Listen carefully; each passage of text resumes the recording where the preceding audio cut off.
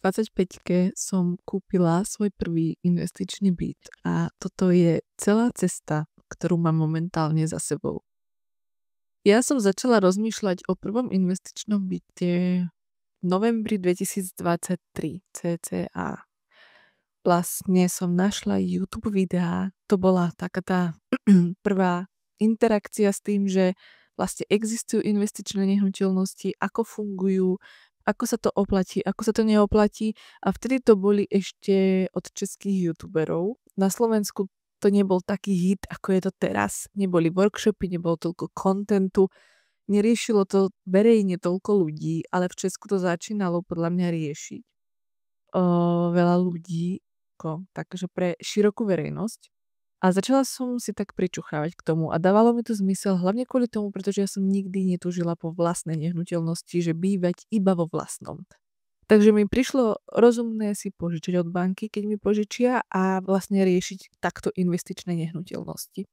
Ja som v novembri teda si našla finančáka, ktorému som sa ozvala, že chcem proste v budúcnosti brať hypo a sme sa o tom rozprávali, ale čisto teoreticky.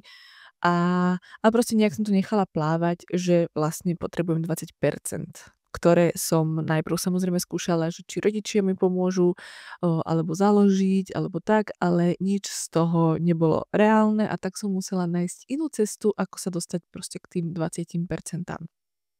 Povedala som si, že však ja si to ušetrím. A čakala som rok. Rok som nie že šetrila, ja som čakala na správnu chvíľu, kedy si začnem šetriť a vlastne ako to spravím. A potom som zistila vlastne po roku, tiež tak nejak október, november 2024, že ja takto môžem čakať ďalších 5 rokov a nedostanem sa k tomu a že potrebujem konať. Že proste to nejak zvládnem. Potrebovala som sama sebe veriť, že to zvládnem finančne aj po všetkých ďalších stránkach.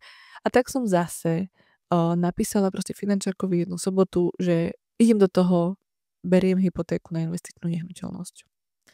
A začal tento krásny, ale veľmi náročný kolobeh, ktorý vám teraz prerozprávam. Že čo vlastne, ako som prišla k tomuto bytu. Som mala vyhľadnuté jedno mesto, ktoré ale to, ako som čakala, tak prešlo do toho, že už som si naň nedokázala požičať, pretože ja som hypotéku brala na živnosť a pracujem v marketingu, takže fakturujem marketingové služby a to veľa bank berie ako rizikové podnikanie, proste rizikové, takže mi fakt nechcelo požičať väčšina bank, vyberali sme VUBčku a SLSP. Teda SLSP sme mali ako také zadné dvierka, ale teda nakoniec sme prišli k VUBčke. No, a keďže mám živnosť, tak fakt mi brali iba pár percent, neviem, 40%, 50%, nechcem klamať, ale fakt, že keby som toľko zarábala, ako zarábam na živnosť, keď som zarábala na TPP, tak si dokážem kúpiť aj byt v Bratislave.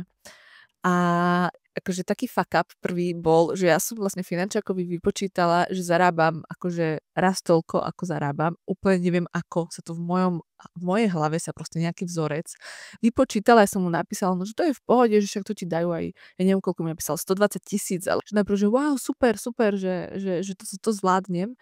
No, ale potom sme prišli na to veľmi rýchlo, že vlastne je to skoro polovica menej a že som mu proste zle vypočítala môj príjem. A tak mi povedal potom tú reálnu čiastku a ja, že dobre, ideme do toho. Takže fakt ten budget na to nebol veľký. Tým, že ja som šla do toho sama, žiadnu nehnuteľnosť som nezakladala nikoho, nikto mi nepožičal peniaze ani cent. Proste všetko som riešila sama na seba. Takže naozaj aj pre tú banku som rizikový klient. Ale teda som tu, takže mi požičala. A začala som teda hľadať nehnuteľnosť. Ako som hovorila, ja som našla jedno mesto, ktoré vlastne som tam študovala v Brezne a najprv tam som chcela tú investičnú nehnuteľnosť, ale tam tie nehnuteľnosti prerástli ako keby cez môj budget, ako som čakala, takže som si povedala, že OK, teda takto.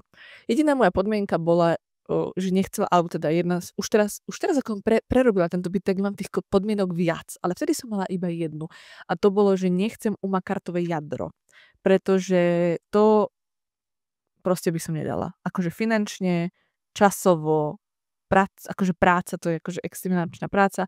Takže som si povedala, že to je jediná moja akože podmienka. A samozrejme tým, že som mala nižší budget, tak proste tých takýchto bytov bolo strašne veľa. Že nevyprátaných, proste takých babkovských, s umakartovým jadrom, proste starých, čo sa chceli len zbaviť. No a tam práve bolo strašne veľa takýchto bytov, takže som sa presunula do iného mesta, kde vlastne, ja neviem, prečo som si vybrala to mesto, keďže mal extrémny odliv obyvateľov, viac ako 20%, čo je akože najhoršie rozhodnutie, aké môžete spraviť.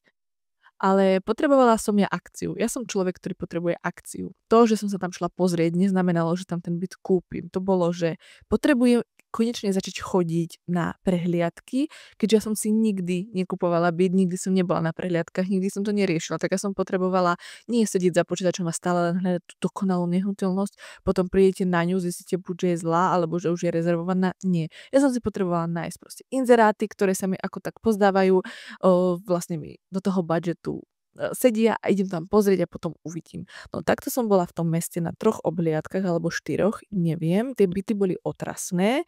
Proste ten štýl, že akože prerobený byt, hej. Prídete do toho bytu a chce sa vám plakať, pretože v izbe, akože ja som pozerala jednoizbaky a tam v tej jednej izbe, ktorá bola, tak tam bola natiahnutá taká tá stierka taká hrubozrnná, čo je z domov zvonku.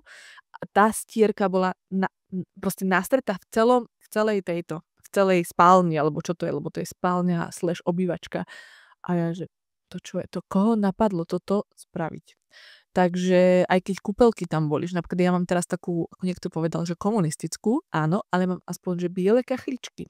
Tam bolo proste, áno, prerobená kúpeľka, ale otrasný proste sprchový kút, ktorý podľa mňa sa nikto nestaral, otrasné červené tieto kachličky, alebo oranžové, alebo niečo, že niekedy, áno, hej, ako predávali to ako prerobený byt, ale akože bolo to, že otrasné. Že tu aspoň sú, že biele kachličky a dá sa s tom žiť. Som bola na týchto prehliadkach a normálne som sa tešila domov, že idem konečne do normálneho bytu nášho. Lebo áno, akože uvedomujem si, že ten budget, ktorý som mala, nebol úplne najväčší, ale celkovo tie byty boli, že hrozné.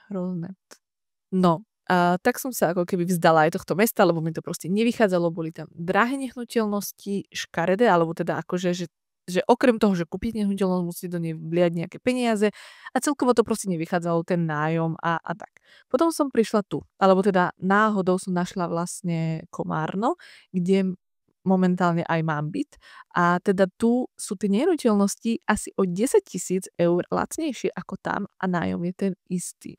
Ono reálne z tých slabších miest sa celkovo sťahujú ľudia, celkovo zo Slovenska sa sťahujú ľudia, takže naozaj neviem, že či existuje, možno pár miest existuje na Slovensku, kde pribúdajú obyvatelia a neubúdajú a to je podľa mňa, že Bratislava a Žilina alebo také, že fakt, že veľké krajské mesta. Ale ja som hľadala samozrejme menšie, kde až ten odliv obyvateľstva nie je taký vysoký. Tu sa mi zdá, že je nejakých 5%, niečo také, čo je fajn. Hlavne tu je akože roboty okolo veľa, sú tu fabriky. Na maďarskej strane sú baterky, teraz v Šuranoch majú byť baterky a tak. Takže ako nikto nikdy nevie a samozrejme vždy je to veľké riziko.